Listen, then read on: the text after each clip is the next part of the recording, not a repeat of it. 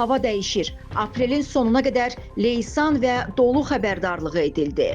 Aprelin 30-nadək ölkənin əsasən şimal və qərb rayonlarında hava şəraitinin fasilələrlə yağıntılı olacağı, şimşək çaxacağı gözlənilir. Bu barədə reporta Milli Hidrometeorologiya Xidmətinin rəisi Nazim Mahmudov bildirib. Qeyd edilib ki, ayrı-ayrı ərazilərdə yağıntıların leysan xarakterli olacağı, dolu düşəcəyi, yüksək dağlıq ərazilərdə sulu qara keçəcəyi ehtimal olunur. Qərb küləyi bəzi yerlərdə arabir güclənəcək.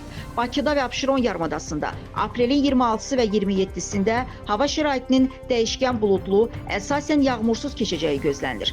Aprelin 28-i axşam və 29-u gecə yarımadanın bəzi yerlərində qısa müddətli yağış yağacağı ehtimalı var. Mülayim şimal-qərb küləyi əsəcək. 27-si axşamdan 29-una dək arabir güclənəcək.